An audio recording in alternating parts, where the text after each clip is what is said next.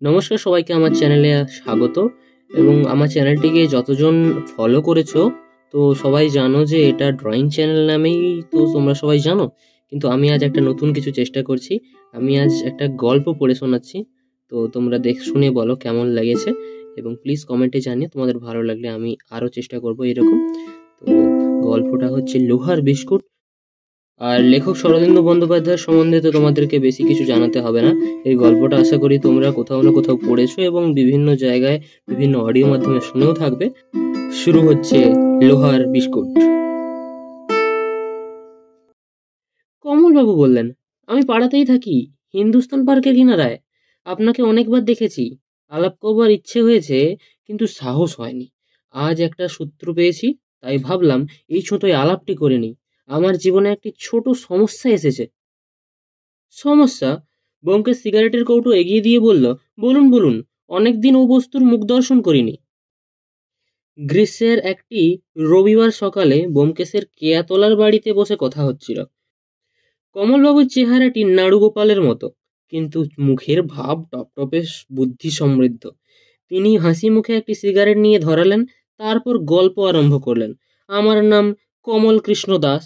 কাছেই ভারত কেন্দ্রীয় ব্যাংকের শাখা আছে, সেখানে আমি ক্যাশিয়ার।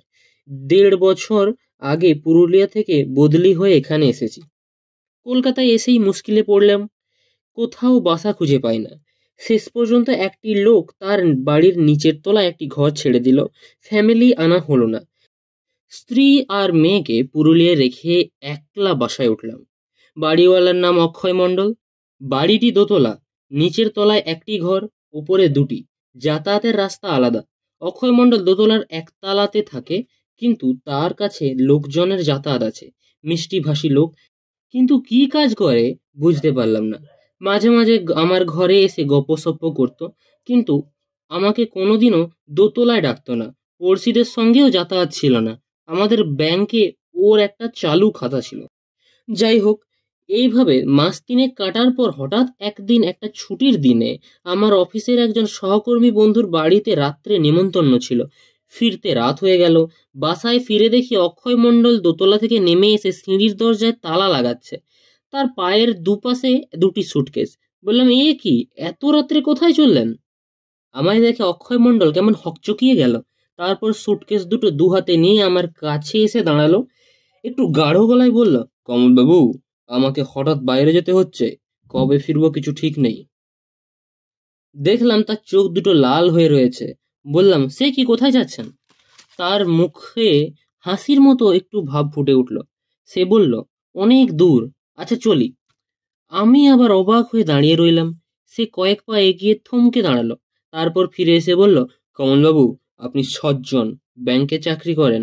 আপনাকে একটা কথা বলে যাই, 7 দিনের মধ্যে যদি আমি ফিরে না আসি, আপনি আমার পুরো বাড়িটা দখল করবেন। আপনাদের ব্যাংকে আমার অ্যাকাউন্ট আছে, মাসে মাসে 150 টাকা ভাড়া আমার খাতায় জমা দেবেন। আচ্ছা। অক্ষয় মণ্ডল চলে গেল। আমি স্তম্ভিত হয়ে কিছুক্ষণ দাঁড়িয়ে রইলাম। তারপর বিস্ময়ের চটকা ভেঙে খেয়াল হলো, অক্ষয় মণ্ডল তার দোরের চাবি আমাকে দিয়ে যায়নি। সে যাই হোক, আজ তো বাড়িটা পাওয়া যেতে পারে, এই আশায় মন প্রফুল্লিত হয়ে উঠল। মনে হলো অক্ষয় মণ্ডল অগস্ত যাত্রা করেছে, আর শিগগির ফিরবে না। পরদিন সকালে স্ত্রীকে চিঠি লিখে দিলাম, সংসার গুটিয়ে তৈরি থাকো, বাসা পাওয়ার সম্ভাবনা আছে। আশায় আশায় 2 দিন কেটে গেল। 3 দিনের দিন গন্ধ বেরোতে আরম্ভ করলো। বিকট গন্ধ, মরা পচা গন্ধ। গরমের দিনে মাছ মাংস পচে গিয়ে যেরকম গন্ধ বের হয়, সেই রকম গন্ধ আসছে। সন্দেহ হলো, পুলিশে খবর দিলাম। পুলিশ এসে তালা ভেঙে উপরে উঠলো। আমিও সঙ্গে সঙ্গে গেলাম। গিয়ে দেখি বিভৎস কাণ্ড। ঘরের মেঝের ওপর একটা মরা হাত পা ছড়িয়ে পড়ে আছে, তার কপালে একটা ফুটো। সে রাত্রে আমি যখন নেমন্তন্ন খেতে গেছিলাম, সেই সময় অক্ষয় মণ্ডল লোকটাকে গুলি করেছে। তারপর দামি জিনিসপত্র, টাকা কড়ি, সুটকেস পুড়ে নিয়ে কেটে পড়েছে। দেখতে দেখতে একপাল পুলিশ এসে বাড়ি ঘিরে ফেললো। লাশ ময়না তদন্তের জন্যে পাঠানো হলো। দারোগাবাবু আমাকে জেরা করলেন। তারপর খানাতল্লাশ আরম্ভ হলো। নিরপেক্ষ সাক্ষ্য হিসাবে পাড়ার একটি ভদ্রলোক এবং আমি সঙ্গে রইলাম। খানা তল্লাশে কিন্তু বিশেষ কিছু পাওয়া গেল না, কেবল একটা দেরাজের মধ্যে কয়েকটা লোহার পাত দিয়ে তৈরি কৌটো এর মতো একটা জিনিস পাওয়া গেল। সিগারেটের প্যাকে রূপালি তবকের মধ্যে যেমন সিগারেটের মোড়া থাকে, সেই রকম লম্বাটে ধরনের তবক, খুব পাতলা লোহা দিয়ে তৈরি, কিন্তু তার অভ্যন্তর ভাগ শূন্য। দারোগাবাবু সেগুলো নিয়ে নিশ্চিন্তভাবে নাড়াচাড়া করলেন, কিন্তু হালকা লোহার মোড়ক কোনো কাজে লাগবে সেটা আমরা বুঝতে পারলাম না। যাই হোক, সেদিনকার মতো তদন্ত শেষ হলো, পুলিশ চলে গেল, কিন্তু আমার মনে অস্বস্তি রয়েই গেল। 3-4 দিন পর থানায় গেলাম। সেখানে গিয়ে খবর পেলাম মৃত ব্যক্তির পরিচয় জানা গেছে। আঙুলের ছাপ ও অন্যান্য দৈহিক চিহ্ন থেকে প্রকাশ পেয়েছে যে মৃত ব্যক্তির নাম হলো হরিহর সিং। দাগী আসামি ছিল, মাদকদ্রব্য এবং সোনার উপর চোরা কারবার করত। অক্ষয় মণ্ডলের সঙ্গে কোন সূত্রে তার যাতায়াত ছিল তাও জানা গিয়েছে। অক্ষয় মণ্ডলের নামে হুলিয়া জারি হয়েছে, কিন্তু সে এখন ধরা পড়েনি, কর্পূরের মতো উবে গেছে। থানা থেকে ফেরার সময় ভয়ে ভয়ে প্রশ্ন করলাম, পুরনো বাড়িটা তাহলে আমি দখল করতে পারি? দারোগা বললেন, নিঃসন্দেহে।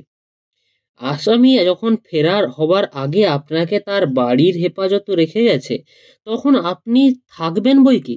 যদি আসামির সাড়া শব্দ পান, তৎক্ষণাৎ থানায় খবর দেবেন। তারপর প্রায় বছরখানেক ভারী আরামে কেটেছে। স্ত্রী আর মেয়েকে নিয়ে এলাম, সারা বাড়িটা দখল করে দিব্যি হাত পা ছড়িয়ে বসে আছি। বাড়ি ভাড়ায় মাসে মাসে অক্ষয় মণ্ডলের খাতায় জমা করে দিই। তার টেবিল চেয়ার ইত্যাদি ব্যবহার করি বটে, কিন্তু আলমারি বাক্স ক্যাবার্টের হাত দিই না। পুলিশ খানাতল্লাশ করার পর যেমনটি ছিল তেমনিই আছে। হঠাৎ মাস 2 আগে এক ফ্যাসাদ উপস্থিত হলো। সকালবেলা নিচের ঘরে কাগজ পড়ছি, এক অপরিচিত লোক এলো, তার সঙ্গে একটি স্ত্রীলোক, ভদ্র শ্রেণীর মধ্যবয়স্ক পুরুষ।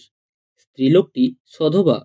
পুরুষ স্ত্রীলোকটির দিকে আঙুল দেখিয়ে বলল, এ হচ্ছে অক্ষয় মণ্ডলের স্ত্রী, আমি ওর বড় ভাই।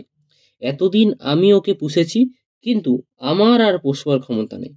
এবার ও স্বামীর বাড়িতে থাকবে, আপনাকে বাড়ি ছেড়ে দিতে হবে। মাথায় বজ্রপাত, ফ্যাল ফ্যাল করে চেয়ে রইলাম। তারপর বুদ্ধি গজাল, অক্ষয়বাবুর স্ত্রী আছে তা কোনোদিন শুনিনি। যদি আপনার কথা সত্যি হয়, আপনি আদালতে গিয়ে নিজের দাবি প্রমাণ করুন, তারপর দেখা যাবে। কিছুক্ষণ এভাবে কথা কাটাকাটি চলল, তারপর তারা চলে গেল। আমার সন্দেহ হলো এরা দাগাবাজ জোচ্চোর, ছল ছুতো করে বাড়িটা দখল করে বসতে চায়। আজকাল বাসা বাড়ির যেরকম ভাড়া দাঁড়িয়েছে, ফোকটে বাসা পেলে কে ছাড়ে। থানায় গিয়ে খবরটা জানিয়ে এলাম।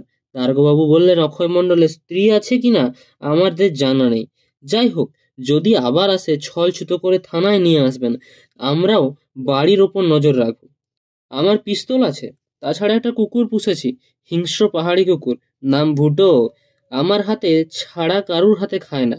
আমি ব্যাংকে যাওয়ার সময় তার শেকল, বাড়িতে চোর ছেঁচড় ঢুকবার ভয় নেই, ভুটো তাদের চিবিয়ে খাবে। তবু এই ঘটনার পর থেকে মনে একটা অস্বস্তি রয়ে গেল। অক্ষয় মণ্ডল লোক ভালো নয়, তো নিজে আড়ালে থেকে কোনো কুটিল খেলা খেলছে।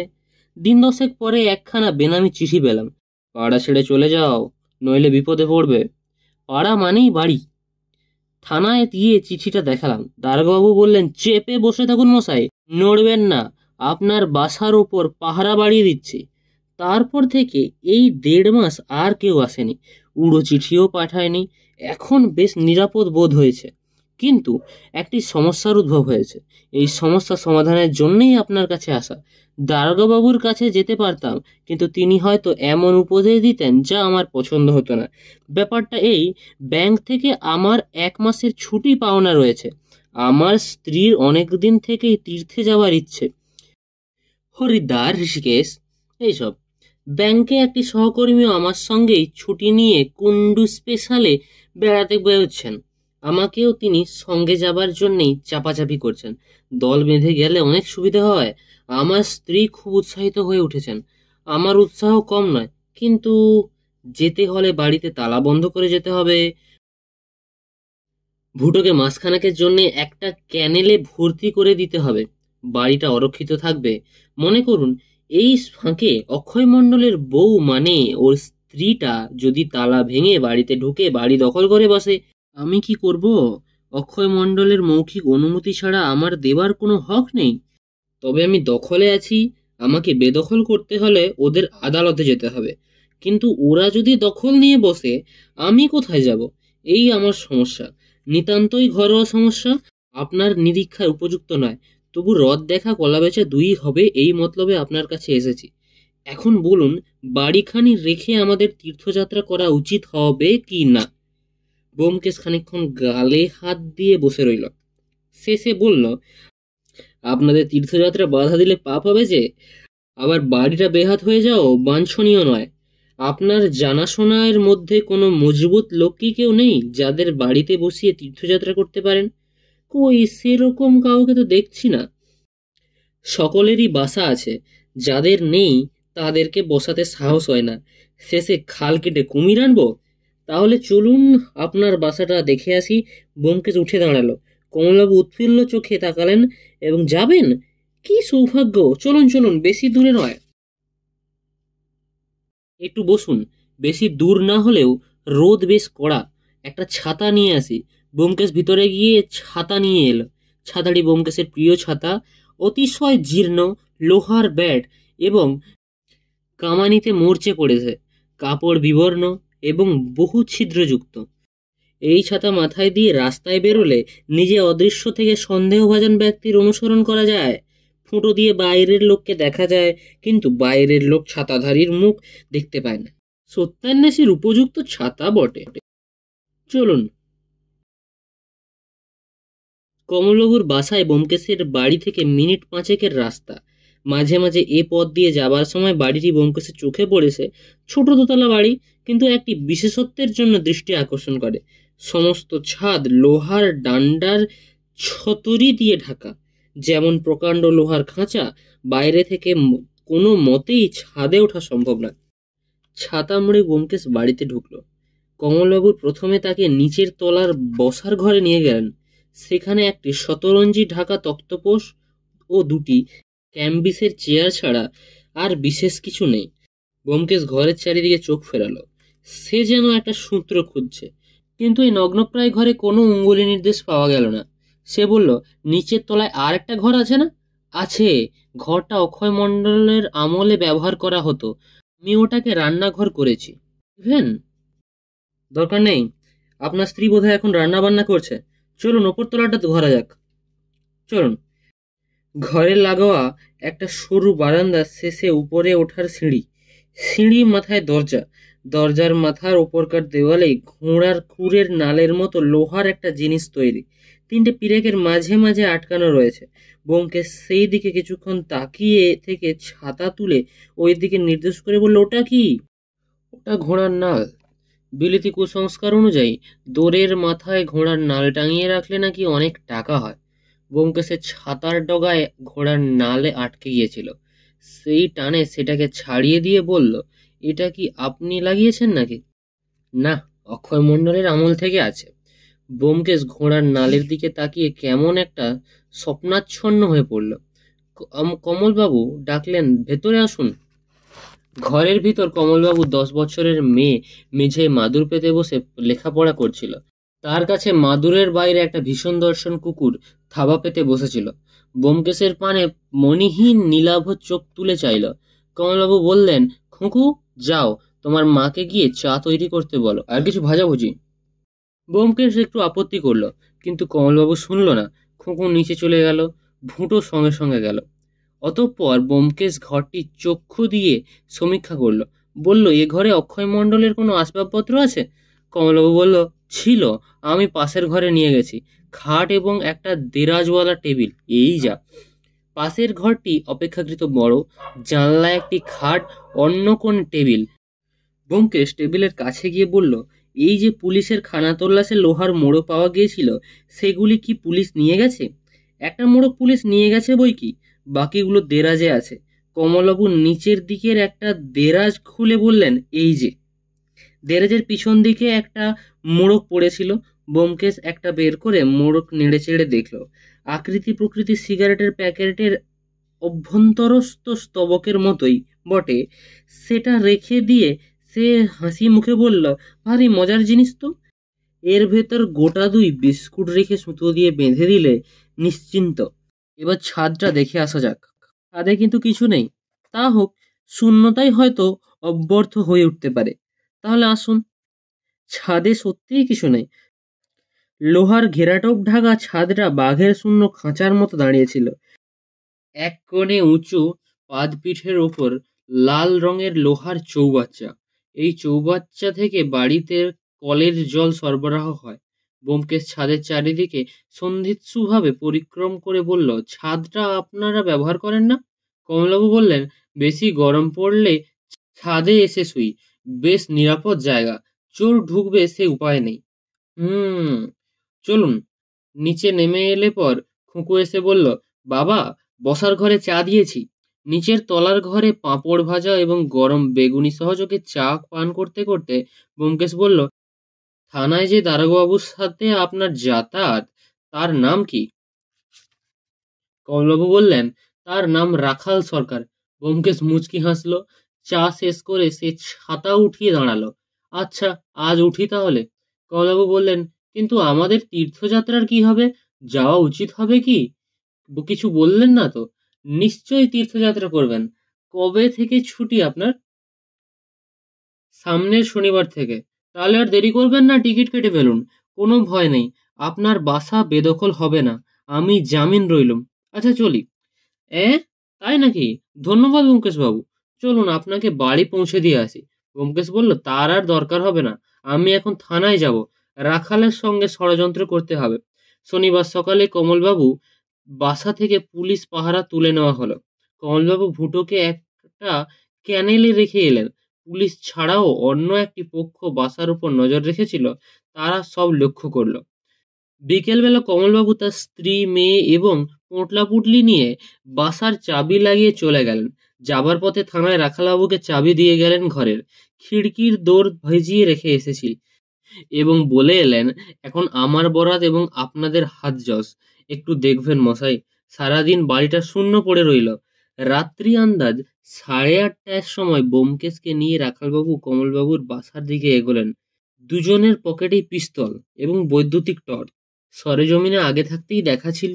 পাশের বাড়ির পাঁচিল ডিঙিয়ে দুজনে কমলবাবুর খিড়কি দিয়ে বাড়িতে ঢুকলেন। খিড়কির দরজা বন্ধ করে দিয়ে পা টিপে টিপে সিঁড়ি দিয়ে উপরে উঠলেন। কান পেতে শুনলেন বাড়ি নিস্তব্ধ। রাখালবাবু পলকের জন্য দুয়ারের মাথায় টর্চ ফেলে দেখলেন ঘোড়ার খুর যথাস্থানে আছে। তিনি তখন ফিসফিস করে বললেন, চলুন, ছাদে গিয়ে অপেক্ষা করলেই বোধহয় ভালো হবে। ব্যোমকেশ তার কানে কানে বলল, না, আমি ছাদে যাচ্ছি, তুমি এই ঘরে লুকিয়ে থাকো।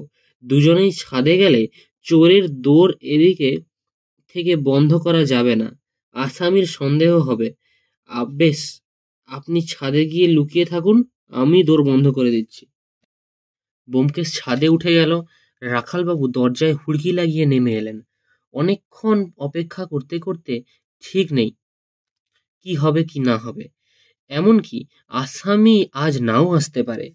তিনি দোতলার ঘরের ভিতরে ঢুকে দোয়ারের পাশে লুকিয়ে রইলেন। ছাদের উপর ব্যোমকেশ এদিকে ওদিকে ঘুরে জলের চৌবাচ্চার উপর থেকে দূরের এক কোণে আলসের উপর গিয়ে বসল। আকাশে চাঁদ নেই, কেবল তারাগুলো ঝিকমিক করছে। ব্যোমকেশ অন্ধকারে মিলিয়ে গেল। দীর্ঘ প্রতীক্ষা। বনের মধ্যে ছাগল বা বাছুর বেঁধে মাচায় বসে বাঘের প্রতীক্ষা করার মতো। রাত্রি 2টো বাজতে যখন আর দেরি নেই, তখন রাখালবাবুর মন বন্ধ ঘরের মধ্যে অতিষ্ঠ হয়ে উঠল। আজ আর শিকার আসবে না। ঠিক এই সময় তিনি দোরের বাইরে মৃদু শব্দ শুনতে পেলেন। মুহূর্তে তার স্নায়ুপেশি শক্ত হয়ে উঠল। তিনি নিঃশব্দে পকেট থেকে পিস্তল বার করলেন। যে মানুষটি নিঃসাড়ে বাড়িতে প্রবেশ করে সিঁড়ি দিয়ে উপরে উঠে এসেছিল, তার বাঁ হাতে ছিল একটি ক্যাম্বিসের থলি, আর ডান হাতে ছিল লোহার বাঁধানো একটি ছড়ি। ছড়ির গায়ে তিনি হাত লম্বা মুগার সুতো জড়ানো। মাছ ধরার ছিপের গায়ে যেমন সুতো জড়ানো থাকে, সেই রকম। লোকটি দোয়ারের মাথার দিকে লাঠি বাড়িয়ে ঘোড়ার খুঁটি নামিয়ে আনলো। তারপর মুগার সুতোর ডগা সেটি বেঁধে নিয়ে তেতলার সিঁড়ি দিয়ে ছাদে উঠে গেল। দুটো মানুষ যে বাড়ির দু জায়গায় ওঁত পেতে আছে, তা সে জানতেও পারল না। ছাদের দরজায় একটু আওয়াজ শুনে ব্যোমকেশ সতর্ক হয়ে বসল। নক্ষত্রের আলোয় একটি ছায়ামূর্তি বেরিয়ে এলো, সোজা ট্যাঙ্কের কাছে গিয়ে আলসের ওপর উঠে ট্যাঙ্কের মাথায় চড়ল। ধাতব শব্দ শোনা যায়। সে ট্যাঙ্কের ঢাকনি খুলে সরিয়ে ফেলেছে। তারপর এক লাঠির আগায় সুতো বাঁধা ঘোড়ার নাল জলের মধ্যে ডুবিয়ে দিল। আবছা অন্ধকারে বসে ছিপ ফেলে চুনো মাছ ধরছে। ছিপ ডোবাচ্ছে আর তুলছে। মাছগুলো ব্যাগের মধ্যে পুরে আবার ছিপ ফেলছে। মিনিট 20 পরে লোকটির মাছ ধরা শেষ করে ট্যাঙ্কে থেকে নামলো। এক হাতে ব্যাগ, অন্য হাতে ছিপ। এই নিয়ে যেই পা বাড়িয়েছে অমনি তার মুখের উপর দপ করে টর্চ জ্বলে উঠল। ব্যোমকেশের ব্যঙ্গস্বরে শোনা গেল, অক্ষয় মণ্ডল, কেমন মাছ ধরলে?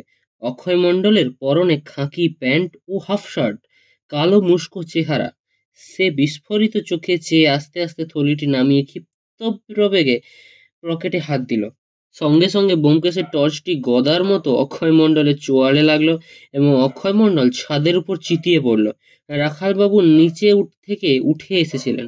তিনি অক্ষয় মণ্ডলের বুকের উপর বসে বললেন, ব্যোমকেশ দা, এর পকেটে পিস্তল আছে, বের করে নিন। অক্ষয় মণ্ডলের পকেট থেকে পিস্তল বার করে নিজের পকেটে রাখল।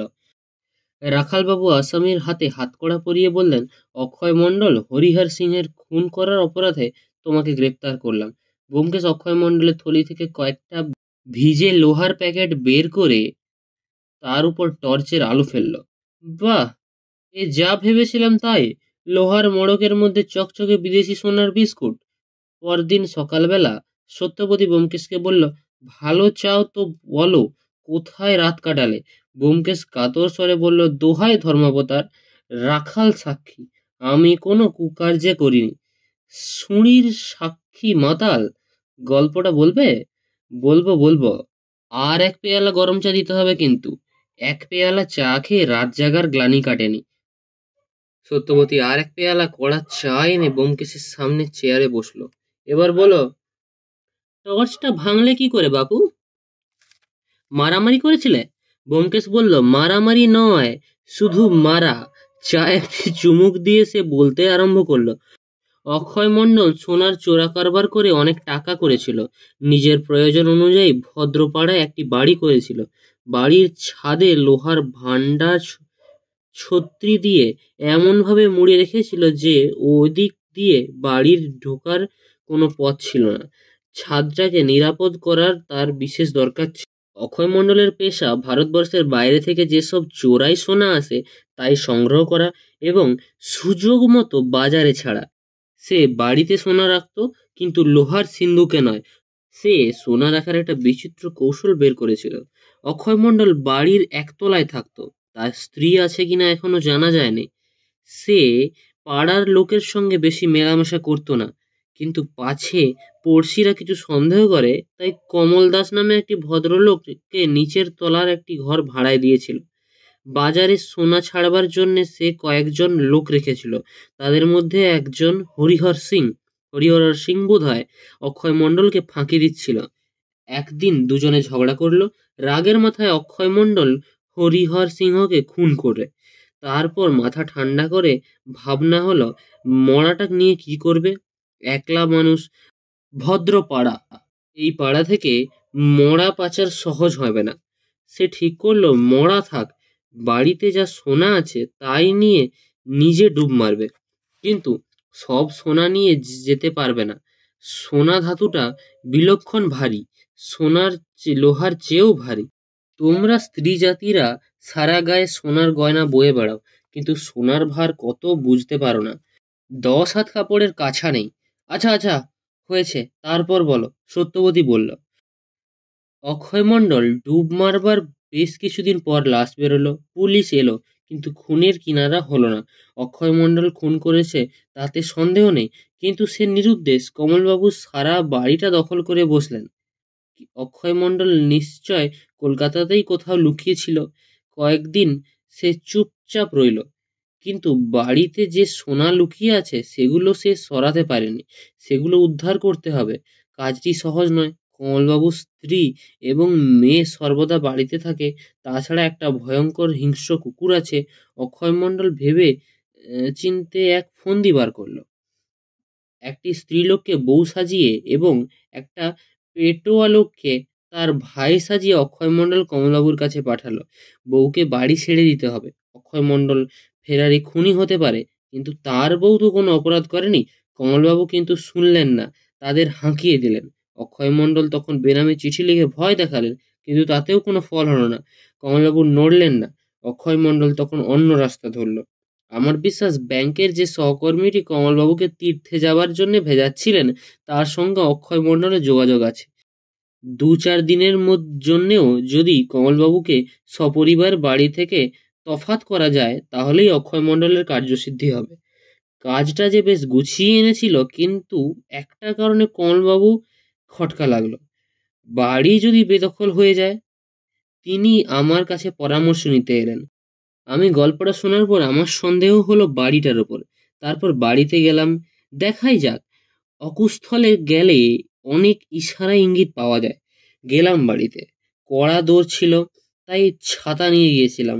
দোতলায় উঠে দেখলাম দোরের মাথায় ঘোড়ার নাল 3টে পেরেকের মাঝখানে আলগাভাবে আটকে আছে। ঘোড়ার নালটা এক নজরে দেখলে ঘোড়ার নাল বলেই মনে হয় বটে, কিন্তু ঠিক যেন ঘোড়ার নাল নয়। আমি ছাতাটা ওদিকে বাড়াতেই অমনি ছাতাটা আপনা থেকেই গিয়ে লাগলো ঘোড়ার নালের সঙ্গে। বুঝলাম, ঠিকই সন্দেহ করেছিলাম। ঘোড়ার নাল নয়, একটি বেশ শক্তিমান চুম্বক লোহার ছাতার ব্যাট পেয়ে টেনে নিয়েছে। প্রশ্ন করে জানলাম চুম্বকটা অক্ষয় মণ্ডলের। মাথার মধ্যে চিন্তা ঘুরপাক খেতে লাগলো। কেন? অক্ষয় মণ্ডল চুম্বক নিয়ে কি করবে? দোরের মাথায় টাঙিয়ে বা রেখেছে কেন? যাতে ওটা মনে হয় ঘোড়ার নাল। মনে পড়ে গেল, পুলিশের খানা তল্লাশে দেরাজের মধ্যে একটি লোহার মোড়ক পাওয়া গিয়েছিল। রহস্যটা ক্রমশ পরিষ্কার হতে লাগলো। তারপর যখন ঘেরাটোপের লাগানো ছাদের জলের ট্যাঙ্ক দেখলাম, তখন আর কিছুই বুঝতে বাকি রইল না। চুম্বক যত জোরালোই হোক, সোনাতে টানবার ক্ষমতা নেই। তাই সে সোনার বিস্কুট লোহার মোড়কে মুড়ে ট্যাঙ্কির জলে ফেলে দেয়। তারপর যেমন যেমন দরকার হয় ট্যাঙ্কে চুম্বকের ছিপ ফেলে জল থেকে তুলে আনে। হরিহর সিংহকে খুন করার সময় সে সমস্ত সোনা নিয়ে পালাতে পারেনি। এখন তাই বাকি সোনা উদ্ধার করতে চায়। পালাবার সময় সে ভাবেনি যে ব্যাপারটা পরে এত জটিল হয়ে যাবে। যাই হোক, সোনার সন্ধান পেলাম। সমুদ্রের তলায় শুক্তির মধ্যে যেমন মুক্তো থাকে, ট্যাঙ্কের তলায় তেমনি লোহার পাতে মোড়া সোনা আছে। কিন্তু কেবল সোনা উদ্ধার করলেই তো চলবে না, খুনি আসামিকে ধরতে হবে।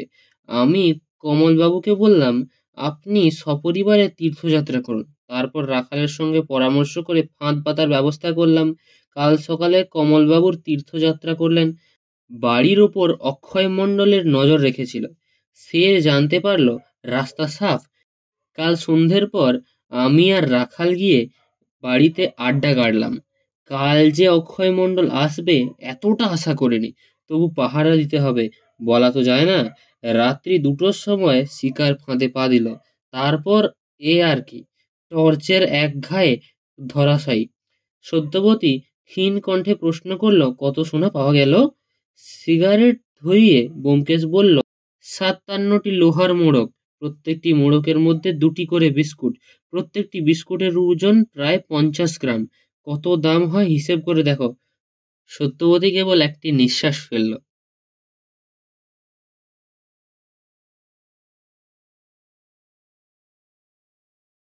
থ্যাংক ইউ যারা শেষ পর্যন্ত গল্পটি শুনেছো। আশা করি তোমাদের ভালো লেগেছে। আমি খুব একটা এক্সপার্ট নই এভাবে গল্প বলায়, তবুও চেষ্টা করেছি। প্লিজ যদি কোনো সাজেশন থাকে আমি কিভাবে নিজেকে শুধরাবো বা তোমাদের কীরকম কী গল্প পছন্দ, আমি চেষ্টা করবো এরকম আমার খুঁটো গলায় যদি তোমরা শুনতে চাও, তো প্লিজ আমাকে কমেন্টে জানিও। আজকের ভিডিওটা বা অডিওটা শোনার জন্যে ধন্যবাদ।